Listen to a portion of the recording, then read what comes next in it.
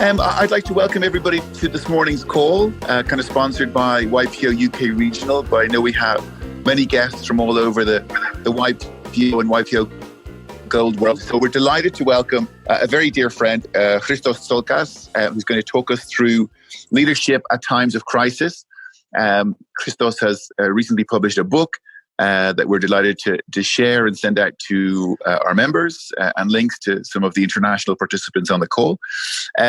Christos is a dear friend, amazing corporate background all across Western Europe, Central Europe, consumer goods background, wonderful and inspiring leader, very kind, very humble, and somebody I value dearly. And we're delighted to welcome Christos to this morning's call. Welcome, Christos. Thank you very much, Mark. Let me check that you unmute. Yes, I'm unmute. Okay. I hear you loud and clear, Christos. Okay, excellent. Okay, Christos, thanks a lot. I think to kick off the call, I mean, maybe just on the structure, I mean, you're going to talk, share your experiences and give us your guidance. And then we will flip to a Q&A at the end. And look, thanks very much again on our behalf for taking the time and hosting this call with us.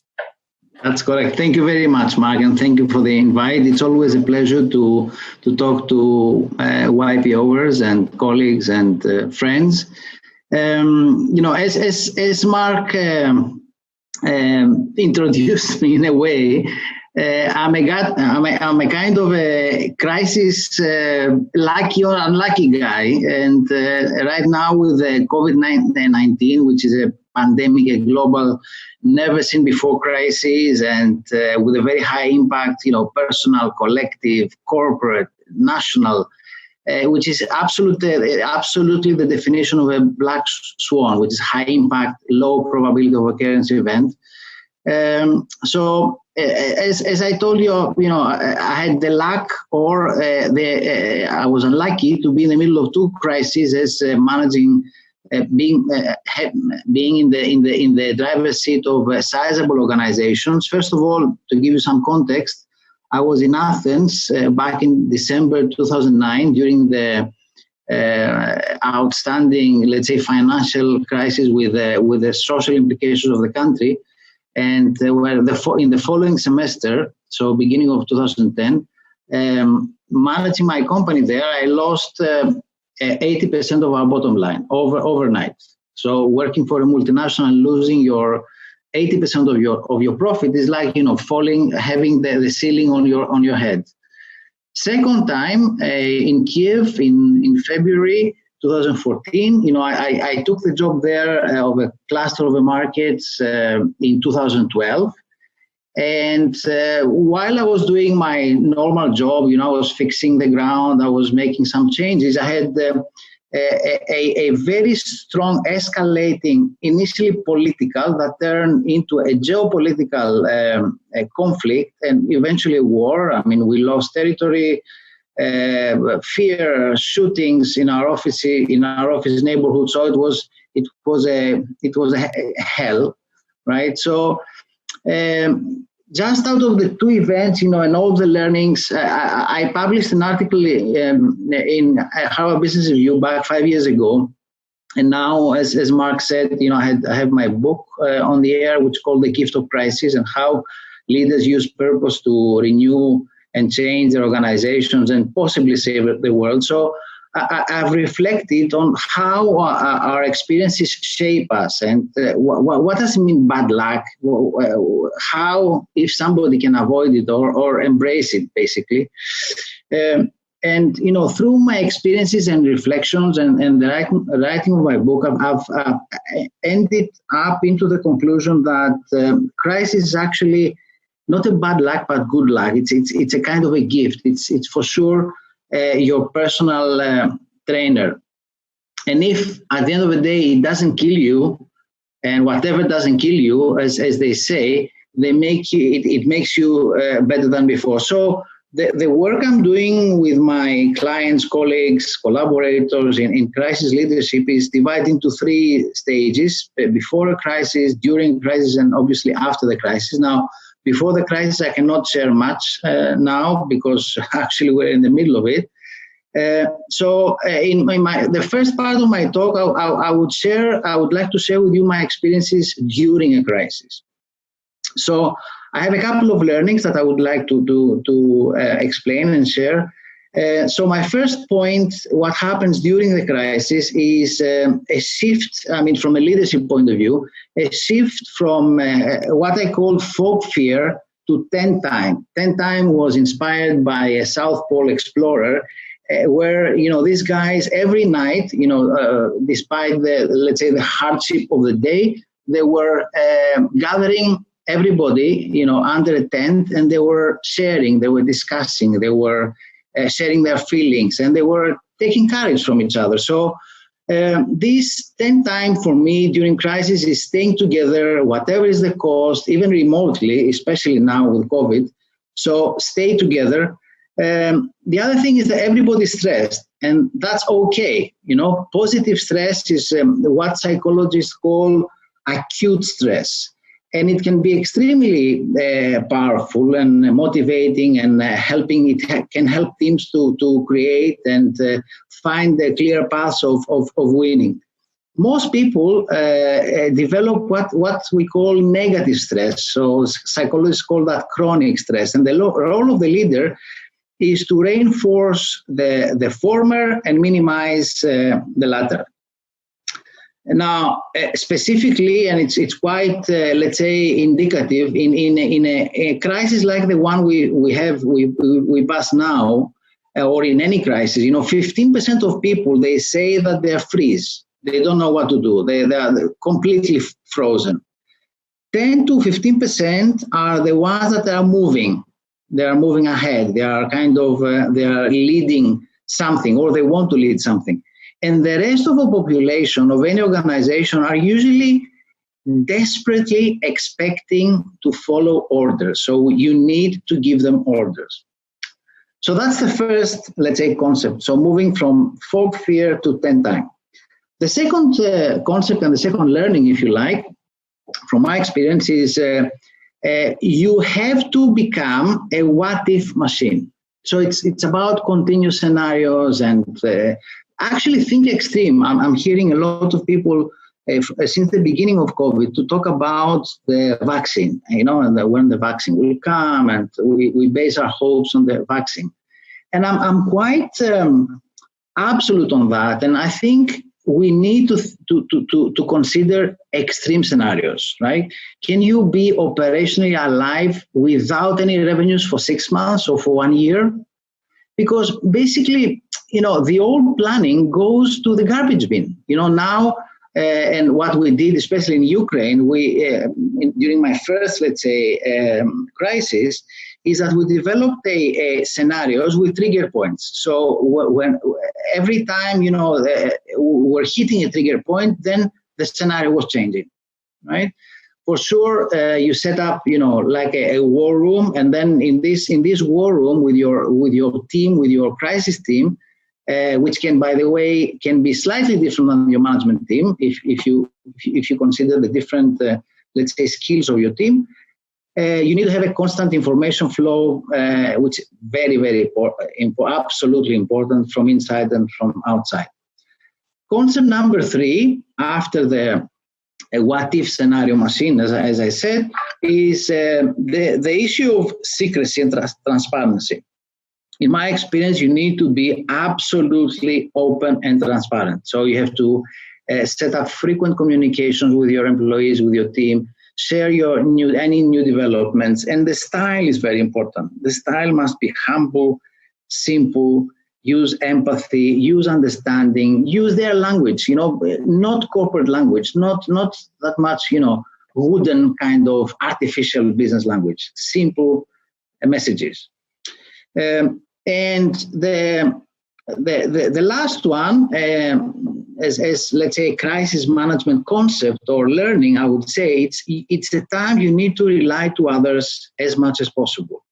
And by others, I mean, first of all, your team. So you need to discover hidden talents in the organization. You need to give responsibilities. Crisis is an opportunity to rebuild your team, right? And of course, it's the time, depending on the type of crisis, especially now that we have a pandemic, you need to invite experts. And I have good examples. My original country, Greece, for example, that they are managing quite well the crisis now. And one of the let's say secrets of the successful sauce that they're using is that politicians don't talk, experts talk. Right? So the composition of the crisis team, how much you rely to others and experts is extremely important. Now, I have developed or I have available some tools if you want regarding this phase of crisis, and it's on my website, and I will happily share with you after. I will send you links, and I will share the tools. It's one I call it Crisis House, another one is called Crisis Management Checklist, and the third one is Signals and Triggers. These are tools that I used. Right, it's out of my experience. It's not out of books. Now, I thought that it would be interesting for you because I know YPOers are also very practical guys. We are practical guys. So I would like to share with you 3 good examples of how organizations are dealing with crisis. And one, actually, I picked it from a YPO colleague that I heard her talking from Hong Kong, that they're doing services and telecom. They're having a service telecom company, and explaining to us what did she do to prepare the organization. I was absolutely amazed with the level of preparation. So they did. So, for example, before the crisis hit Hong Kong, they tried. It was coming from China, obviously. So they put Wi-Fi hubs for every employee at home. They upgraded their server connections at home and the telephony as well. They divided their teams in the office into A and B, so with a physical split, so separated A and B. So in the sense that if A is being contaminated, they have team B to work. And also they kept a C team always clean, always working remote from home. For the mental health of the employees, they put sterilization machines in the office. They gave them masks. They gave them every morning. They were giving them vitamin supplements, and also they offered the option of a hotel if employees are scared to go back home at a given point. So they told them that, listen, if you don't want to go back to your family tonight, stay in a hotel. And last, but for me, very, very, let's say, significant, because you involve employees in a volunteering manner, they asked the employees, listen, you have 1 hour to get prepared. What things you put in your go bag, in order to leave the office? What are the key elements that will make your continuity of work? So they collected all the answers for the employees, and actually they created a plan. Example number 2, number 2 and 3, I would say, because it's under the same umbrella. Usually during a crisis, we can find ways to repurpose our operation, our company, our teams, part of our teams, etc. So an office equipment company with a large retail footprint, what they did in a lockdown situation where the stores were closed and maybe 400 of their employees were at home, instead of leaving them idle, these employees were transferred to the e-commerce function, and basically to capture the order and to work on the fulfillment. So they turned this movement into a competitive advantage because the last mile logistic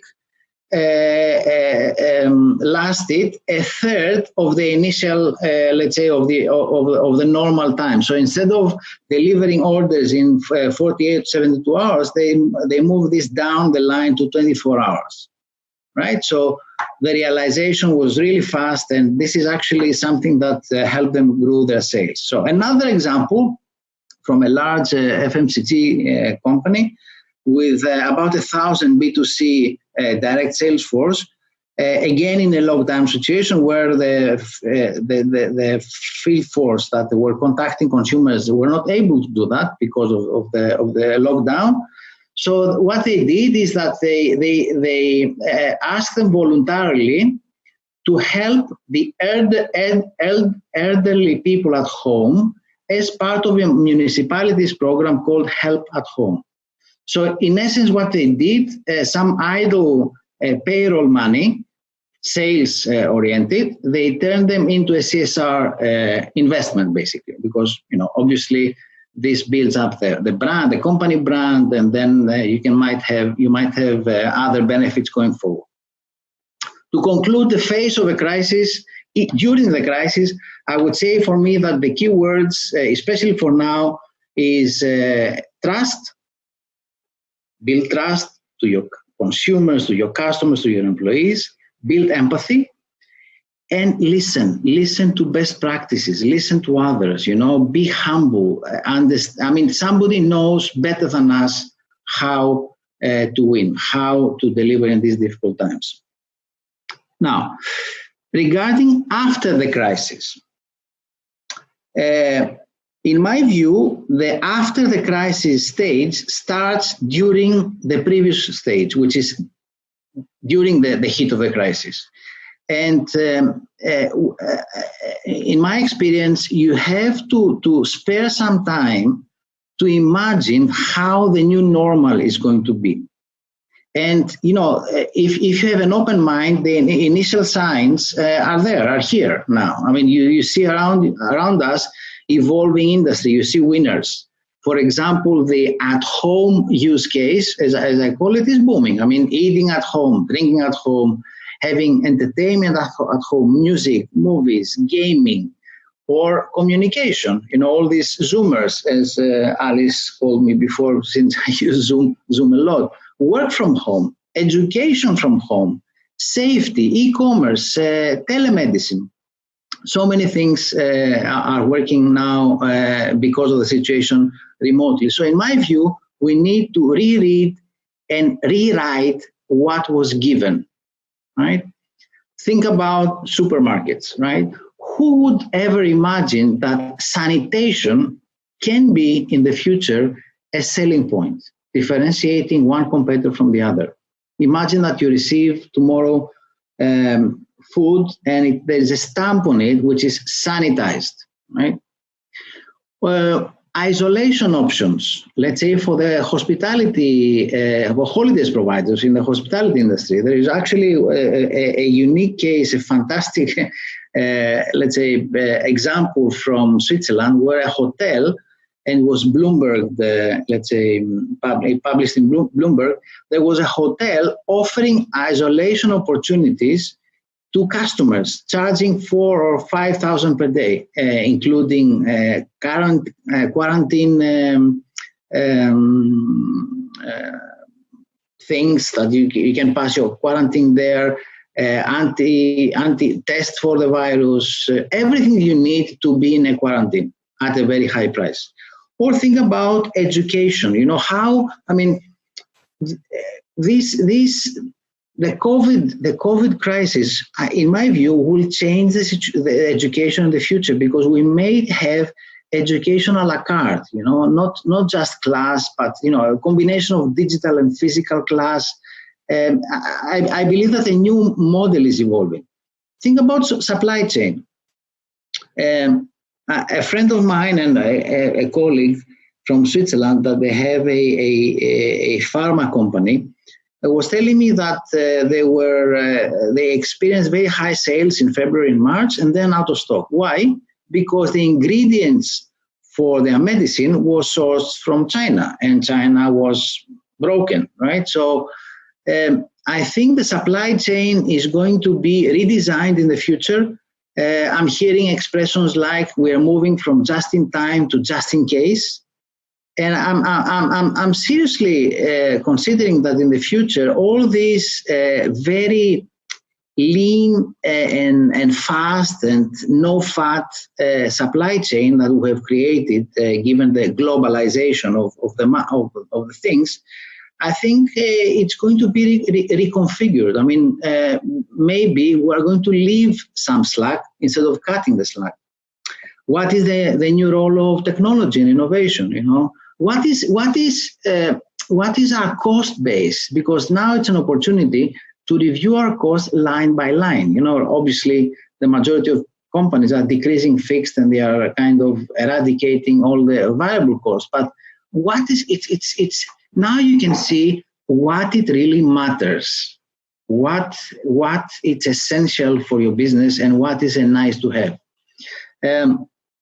I like to say that crisis is the enemy of inertia. You know, all of inertia, all of the past inertia is broken now, and we need to discover the new normal. Even if you think about, you know, in Maslow hierarchy terms, I think people need and organizations need a new type of leadership, that this leadership will bring them into a brighter new future. And it looks like, in my mind, it looks like the Maslow pyramid, where you have different steps, and when you pass every step, then you turn back to the purpose of your existence, the purpose of your company, and then you review it. So, for example, the very basic level is you know, safety, security, survival, right, of the company, of the people, of the organization, of your customers. And I mean, maybe this was not part of your purpose in the beginning. You know, should it be part of your purpose? Then you move to the resources at a higher level. Do I have the resources to continue? Or how long is my runaway? And how I will organize my resources. I mean, the supply chain discussion that we had before. Then it goes information. You know, what are my information? How my information systems are organized. I mean, what sort of information I need, and what is the experience out of this crisis? And is it part of my purpose? Yes, no. And then you move to team, and what sort of team I need, and team development and evolution was or was not part of my purpose, and so on. And you move then to innovation and technology. And finally, the top of the pyramid is the new company. So how I can collect all these learnings and knowledge and rebuild my company, rebuild my purpose, you know, offer a better option for the future, a better meaning for the future. So this is what I wanted to briefly touch upon, using always my experience and my ideas. I try to be fast. At the end, I will send you over links and resources if you want, that I found them useful. So leave it to you guys to questions. Any questions? I'll unmute your line. Fantastic. Well, look, I'll kick one off first, Christos. Christos, could you maybe just share a little bit more on how teams are functioning during the crisis, and again, kind of the enforced role of the leader? Yeah, thank you, Mark. I think the leader in a crisis is my analogy is the basketball coach. I don't know how many of you like basketball, or I used to play basketball when I was younger, and I think first of all the leader needs to self-examine his or her own stress. So assess, you know, both positive and obviously drivers and opportunities, and negative, try to minimize the negative. Then you need to assess your team, you know, again, like a basketball coach, and understand who has this positive energy, you know, who are the members of your team that they can win. Then you need to set, I think, daily priorities and assign different team leaders in your team, and make sure that the right people are involved in the right tasks in order to have maximum return. Remember, this is an extraordinary situation. It doesn't mean that your finance director or your CFO or your operations director would do only operations work or finance work, because you might discover hidden talents. So what I found, especially in my experience in Ukraine, you can have, let's say, 4 types of people. You can have innovators, you can have drivers, you can have motivators, and simplifiers. So try to maybe put your people into these 4 boxes, and considering the scenarios going forward and how the crisis is evolving, then giving them tasks and following them, consistently, which is the last step. Following consistently the actions that you need to take, the team members, the team leaders, and evaluate the progress. And if you see people that are frozen, get them out of the task and give them something else. It's exactly, as I said, it's like, imagine a basketball game. You have a very stressful situation and you need to change the guard, you need to replace the forward, etc., into somebody else. It's exactly the same. That's a great analogy, Christos. I was always terrible at basketball, so I won't take being changed out personally. Christos, just on how there's a lot of conversation now around what day one will look like, making sure you're best fit to capitalize on potential opportunities or the new normal. Just from your imagination, industries, companies, where do you see kind of opportunities in a post-COVID time? Yeah, it's funny. Because all these days that we are, either behind our computer working or reading, or behind Netflix, you have access to a lot of information and a lot of creativity from people posting, writing, singing. So one of the striking, let's say, posts that I saw recently is the one saying that it's funny how the economy is about to collapse because people are only buying what they need. Right? So it's extremely deep. I mean, if you think about it. So I think, in my view, we need to zoom out a little bit and out of the current situation, be able to zoom out, and imagine, let's say, the future. And I think we should take industries step by step. So who are the most impacted industries right now? I would say travel, hospitality, tourism, maybe automotive, maybe some other industries that you see really, really struggling, right? So these industries, obviously, they have to defend themselves and possibly diversify, right? So we expect this cluster of companies, of industries, to do extreme right sizing, right? Cut cost, jumpstart into maybe an omni-channel way of doing business, or alternate revenue streams, and maybe get prepared for wave 2, because this is maybe the beginning of a crisis, and maybe we need to get prepared for the second round. So these are the impacted companies that they are suffering, and they need to survive and think about the next day. The second category is the companies that they have a moderate impact, the industries that have moderate impact. For example, think about, let's say, traditional retail or retail banking, right? And then I think it's essential to observe how consumer habits are changing now with COVID and the lockdowns and the inability to shop and to live as we used to, right? So I think in that case, the companies, they have to review all the necessary disciplines, processes, activities, decide which ones to stay and which ones they have to eliminate, right?